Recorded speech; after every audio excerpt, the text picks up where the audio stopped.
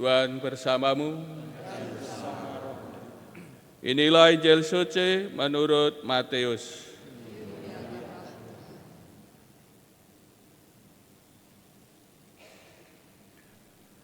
Pada suatu hari, Yesus mengucapkan perumpamaan ini kepada murid-muridnya. Hal kerajaan surga itu seumpama 10 gadis yang mengambil pelitanya dan pergi menyongsong pengantin. 5 diantaranya bodoh dan 5 bijaksana. Yang bodoh membawa pelita, tetapi tidak membawa minyak. Sedangkan yang bijaksana, selain pelita juga membawa minyak dalam buli-bulinya. Tetapi karena pengantin itu lama tidak datang-datang, mengantuklah mereka semua, lalu tertidur. Tengah malam terdengarlah suara berseru, "Pengantin datang, songsonglah dia." Gadis-gadis itu pun bangun semuanya, lalu membereskan pelita mereka. Yang bodoh berkata kepada yang bijaksana, "Berilah kami minyakmu sedikit, sebab pelita kami mau padam." Tetapi yang bijaksana menjawab, "Tidak, jangan-jangan nanti tidak cukup untuk kami dan untuk kalian. Lebih baik kalian pergi membelinya pada penjual minyak." Tetapi sementara mereka pergi membelinya, datanglah pengantin. Dan yang sudah siap sedia masuk bersama dia ke dalam ruang perjamuan nikah. Lalu pintu ditutup. Kemudian datanglah juga gadis-gadis yang lain itu dan berkata, "Tuan, Tuan, bukakanlah kami pintu." Tetapi Tuan itu menjawab, "Sungguh, aku berkata kepadamu, aku tidak mengenal kalian.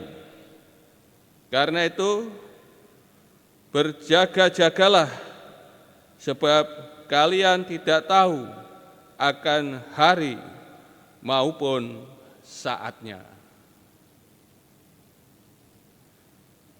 Demikianlah sabda Tuhan.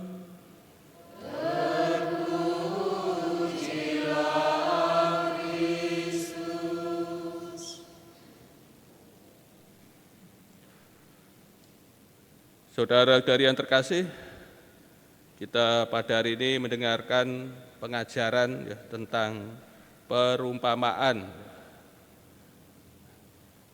yang dibicarakan soal hal kerajaan surga. Kerajaan di sini tentu bukan kerajaan yang sedang datang dalam diri Tuhan kita Yesus Kristus dan gerejanya. Namun yang dibicarakan di sini soal penyelesaiannya pada akhir zaman, yaitu saat Anak manusia, Tuhan kita Yesus Kristus datang dalam kemuliaannya. Jemaat gereja kita harus menyambut atau menyongsong kedatangan Tuhan kita Yesus Kristus. Hal ini diumpamakan dengan 10 gadis yang menyongsong pengantin. 10 gadis ini dibedakan ya. 5 bodoh ya, hanya membawa pelita, namun tidak membawa persediaan minyak. Sedangkan yang 5 gadis bijaksana, selain membawa pelita, namun juga membawa persediaan minyak ya, dalam buli-buli. 5 bijaksana dan 5 bodoh. Bijaksana ya, dalam Injil Matius ini menunjuk kepada mereka yang melakukan firman Tuhan kita Yesus Kristus ya, tentang kehendak Bapa. Dan untuk demikian, kapanpun ya, hari Tuhan datang, yang bijaksana ini akan selalu siap. Kapan Tuhan kita Yesus Kristus datang, kalau ya, setiap saat ya terus melakukan kehendak Bapa ya, firman Tuhan Yesus, setia melakukan firman Tuhan Yesus, ya, kapanpun hari Tuhan datang ya, akan selalu siap. Bodoh ya, dalam Injil Matius ini menunjuk kepada mereka yang tidak ya, melakukan firman Tuhan Yesus ya, kehendak Tuhan kita Yesus Kristus, maka pada akhirnya ya, akan celaka. Sekali lagi, perhatian kasih digambarkan jemaat atau gereja ya, masih tercampur antara yang baik dan yang buruk. 10 gadis tadi kan masih tercampur. Tentu kita ingat akan perumpamaan lalang ya, di tengah gandum. Pada akhir zaman diadakan pemisahan. Demikian juga tadi akhirnya 10 gadis ya, diadakan pemisahan ya, pada akhir zaman. 5 diperkenankan masuk dalam perjamuan, ikut dalam perjamuan. Yang 5 yang lain ya, tidak. Bentuk kesiapan ditampilkan dalam bacaan Injil menunjuk pada ini membawa minyak ya, persediaan minyak ya, dalam buli-buli.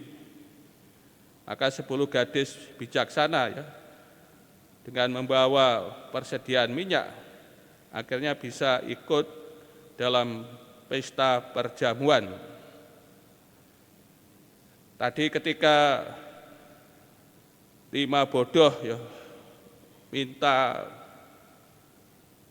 sedikit minyak dari yang bijaksana dan ditolak.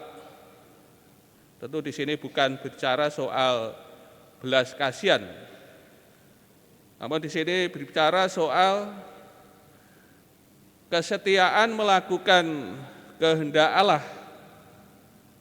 Ini bukan seperti barang yang dapat dibagi-bagi ya. Seperti minyak atau pulsa itu kan bisa dibagi-bagi. Namun kesetiaan dalam melakukan ya, kehendak Allah ini bukan seperti barang yang dapat kita bagi-bagi kepada orang lain. Maka di sini mau ditekankan bahwa menyongsong hari Tuhan itu menjadi tanggung jawab pribadi ya, setiap murid. Tidak dapat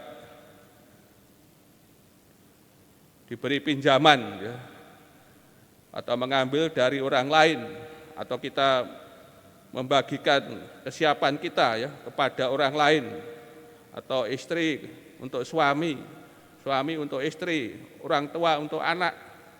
Tentu tidak seperti itu.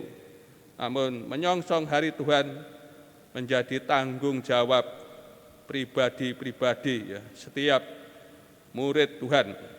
Maka di sini kita diingatkan supaya kita selalu berjaga-jaga sebagaimana ditegaskan dalam bagian akhir. Karena itu berjaga-jagalah, sebab kalian tidak tahu akan hari maupun saatnya.